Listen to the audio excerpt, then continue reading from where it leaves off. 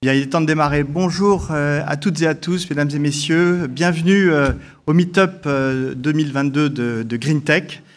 Si vous êtes là, c'est parce que vous êtes passionnés d'innovation au service de la transition écologique. Dans cette salle, il y a fondamentalement les nouveaux lauréats de GreenTech, les nouveaux membres de GreenTech. Et toute la journée et pendant les jours qui vont suivre, ici à Station F et en ligne, il y aura des rendez-vous d'affaires, des présentations, de l'innovation, de l'énergie, beaucoup d'idées, beaucoup de créativité et surtout de la confiance dans le fait que l'innovation peut nous aider à faire avancer la transition écologique. Et pour lancer cet événement, nous avons l'honneur d'avoir deux membres du gouvernement, Monsieur Christophe Béchu, ministre de la Transition écologique et de la Cohésion des territoires, à qui je vais donner la parole dans un tout petit instant pour lancer notre meet-up et que je remercie infiniment d'être présent. Et M. Barrot, ministre délégué à la transition numérique, qui interviendra juste après. Et donc, sans plus tarder, je leur passe la parole. Monsieur le ministre, le pupitre est à vous.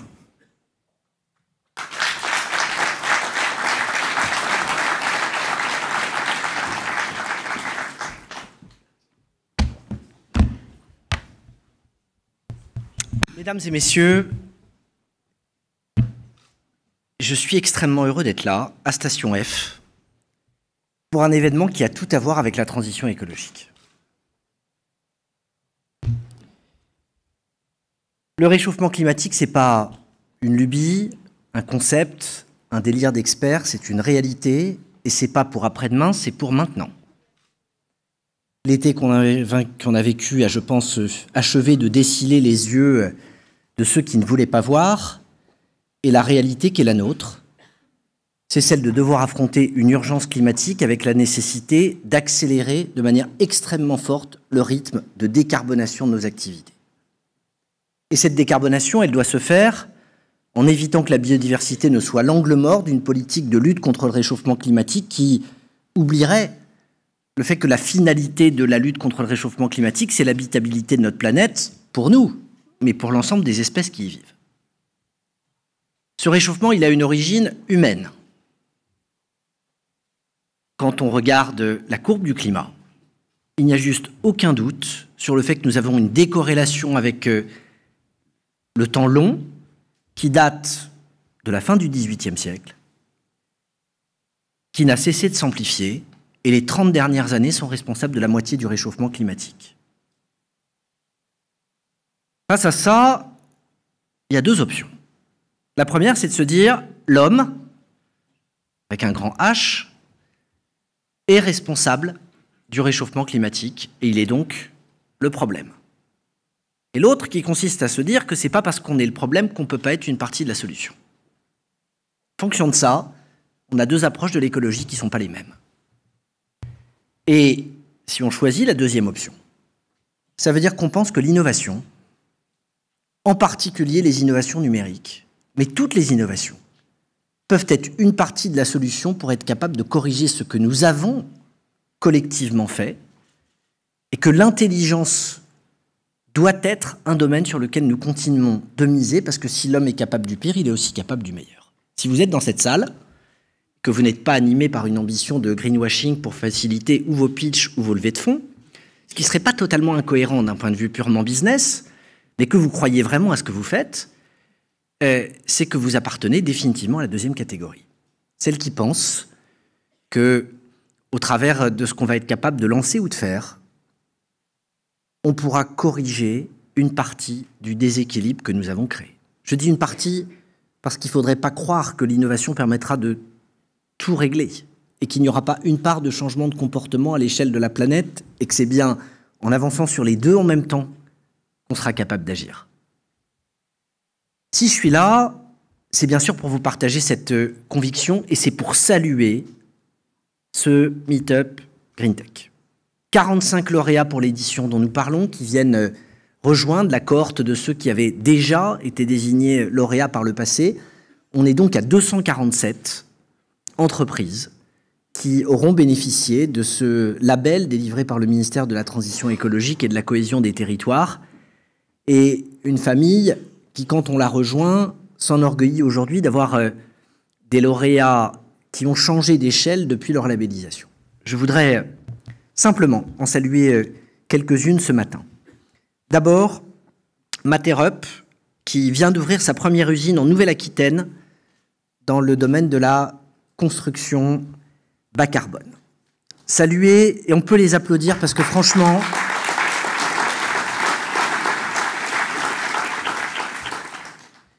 Innovafeed, qui commercialise une nouvelle source de protéines pour l'alimentation animale et l'aquaculture, qui vient de lever 250 millions d'euros et qui prévoit d'ouvrir un site de production aux États-Unis pour compléter les 2 qu'ils ont déjà dans les Hauts-de-France. Ça aussi, ça mérite quelques applaudissements.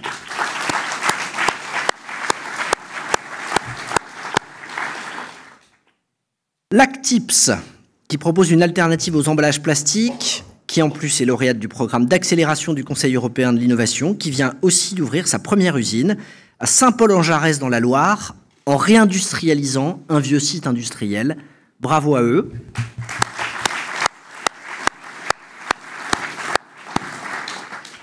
Deepkey, sur les marchés du pilotage énergétique des bâtiments, qui vient de lever 150 millions d'euros après avoir réalisé 15 millions d'euros en 2021 en termes de chiffre d'affaires. Et Dieu sait que sur le pilotage intelligent des bâtiments pour faire de la sobriété sélective et choisie, il y a certainement aussi beaucoup de marge de manœuvre. Donc bravo à Deepkey.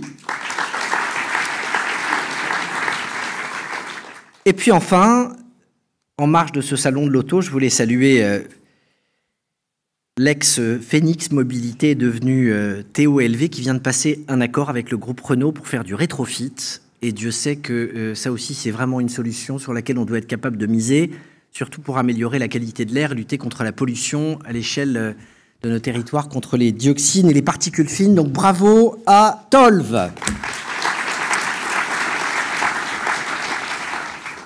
Alors, après vous avoir dit que j'étais heureux d'être là, après vous avoir dit qu'il était extrêmement important qu'on mise sur l'innovation,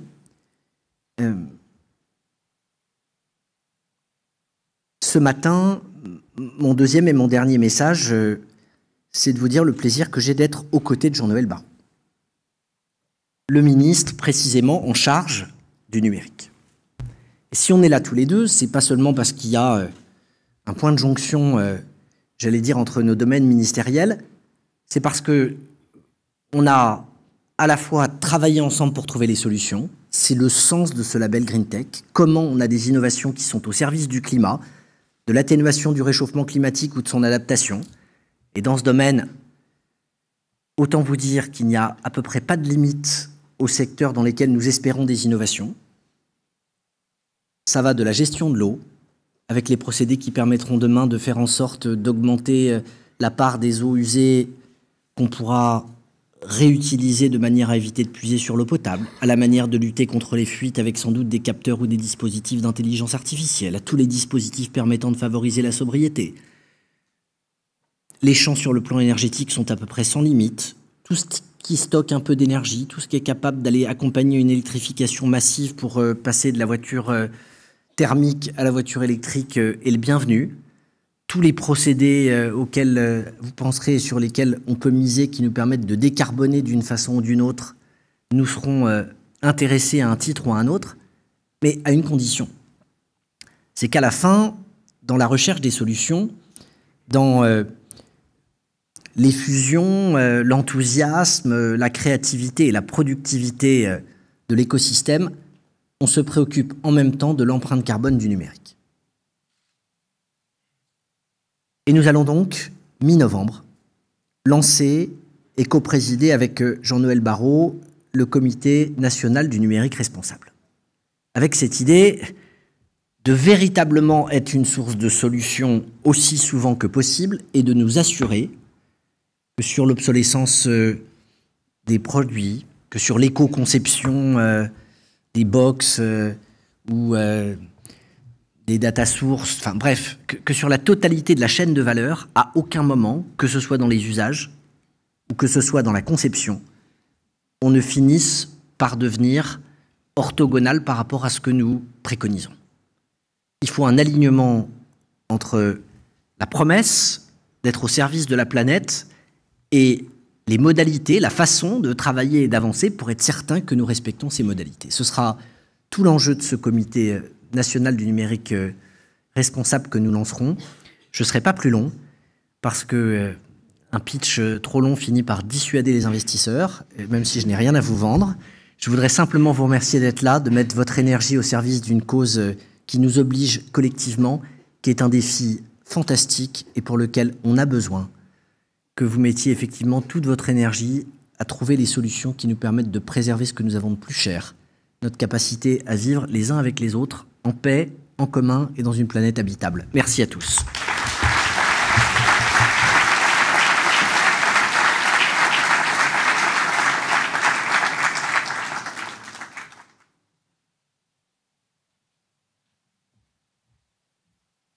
Bonjour à toutes et tous, et à mon tour, je veux dire mon plaisir d'être aux côtés de Christophe Béchu.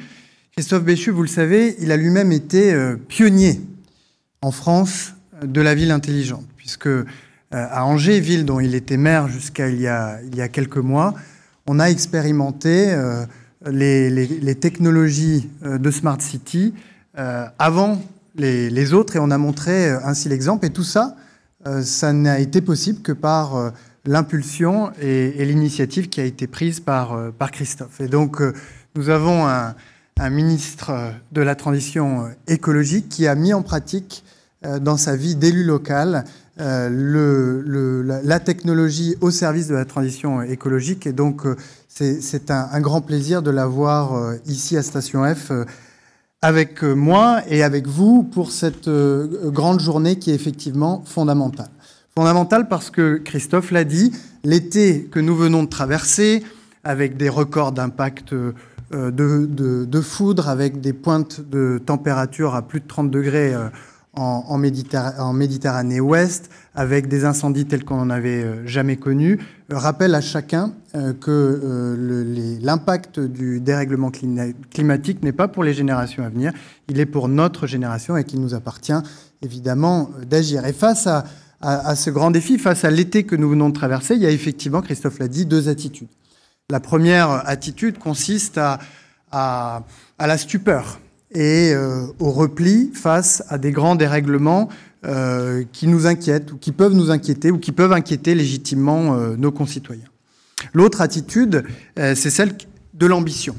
Et de l'innovation avec le désir de l'action au service de la transition écologique, avec un triple objectif. Le premier, c'est celui de la responsabilité. On ne va pas transférer à la génération qui va nous succéder une dette climatique. C'est une question de justice. Un deuxième objectif qui est celui de l'efficacité économique. La transition écologique est une opportunité de création de valeur et de création d'emplois, et vous en êtes la démonstration vivante.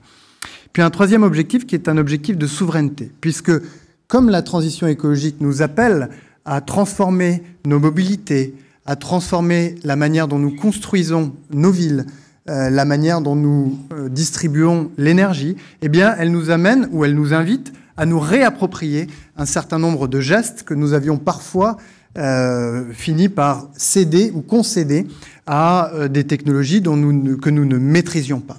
Et donc pour cette triple raison, la question de la responsabilité vis-à-vis des générations qui vont nous succéder, la question de l'efficacité économique et la question de la souveraineté, eh bien nous avons une ambition forte, c'est de nous approprier et d'être acteurs de cette transition écologique. Et d'ailleurs, le président de la République nous a donné un objectif très ambitieux, celui d'avoir 25 licornes vertes, 100 licornes en tout, mais 25 licornes vertes. Et moi, je regarde cet auditoire et je me dis que ces 25 licornes vertes, elles sont devant moi. Il y aura parmi les 45 lauréats, les 247 lauréats de l'initiative GreenTech, sans doute les futurs 25 licornes appelées de ses voeux par le président de la République. Et notre responsabilité, celle de Christophe et la mienne, c'est évidemment de tout faire pour aider ces 25 licornes, et plus évidemment si affinité, à émerger et à se développer. Alors comment allons-nous faire ? Eh bien, dans GreenTech, il y a Green for Tech et il y a Tech for Green. C'est-à-dire qu'il faut rendre plus économe en carbone le secteur du numérique. Et puis ensuite, il faut que le secteur du numérique aide les autres secteurs de la société à se développer. Je commencerai par Green for Tech, c'est-à-dire là où Christophe a terminé son propos, comment rendre plus économe en carbone notre secteur du numérique. Bien pour ça, il faut d'abord essayer de sortir des postures et des a priori. Ce n'est pas le streaming qui représente l'essentiel de la consommation carbone ou des émissions de gaz à effet de serre du secteur des télécommunications et du numérique. Il faut se poser et il faut regarder les choses avec lucidité. 80% de l'empreinte carbone du numérique réside dans les terminaux, c'est-à-dire les smartphones et les tablettes, et essentiellement dans la construction de ces terminaux. 15% résident dans la construction et le fonctionnement des data centers, et les 5% résiduels résident dans le fonctionnement de nos réseaux. Et donc, si nous voulons faire baisser l'empreinte carbone de ce secteur, qui représente 2 à 3% de l'empreinte carbone de notre pays, il faut prendre les priorités les unes après les autres, en commençant évidemment par la question des terminaux. Et nous avons de la chance, puisque nous avons des leaders européens et mondiaux du reconditionnement. Nous allons prendre également des initiatives comme Christophe l'a rappelé, pour essayer de réussir ce grand défi-là, de faire en sorte que nous puissions allonger la durée de vie des terminaux, que nous puissions même prendre l'habitude d'acheter des terminaux d'occasion. Vous savez, cette grande industrie dont il est question cette semaine, qui est l'industrie automobile, au début, elle a commencé comme l'industrie des smartphones. On achetait 80% de véhicules neufs. Aujourd'hui, c'est 20% de véhicules neufs qui sont achetés et 80% d'occasion. Il faut faire cette révolution, et cette révolution, on le fera avec les acteurs et évidemment avec l'État. Cette grande priorité des terminaux et des smartphones et des tablettes, et puis évidemment les deux autres sujets, celui des data centers. Là aussi, nous avons des acteurs qui sont très en avance de phase sur la question de leur consommation énergétique, puis la question des réseaux. Donc ça, c'est Green for Tech. Puis ensuite, il y a Tech for Green, c'est-à-dire tout ce que la technologie, tout ce que le numérique peut apporter. Christophe a cité certains des lauréats qui transforment les secteurs d'activité en les rendant plus économes en énergie et moins émetteurs de carbone. Nous avons, vous le savez, un certain nombre d'initiatives d'accompagnement de cet écosystème. Nous avons lancé il y a quelques mois le Green 20, qui est un programme de la mission French Tech, et je salue Clara Nassim, qui est le porteur de cette initiative et qu'un certain nombre d'entre vous connaissent, et qui permet d'apporter des solutions sur mesure à certaines de vos entreprises, qu'elles soient dans le secteur des mobilités, qu'elles soient dans le secteur de l'énergie, qu'elles soient dans le secteur de la construction, pour surmonter les petites difficultés administratives qui peuvent être rencontrées ça et là, et qui leur permettent donc de poursuivre leur chemin de croissance de manière optimale.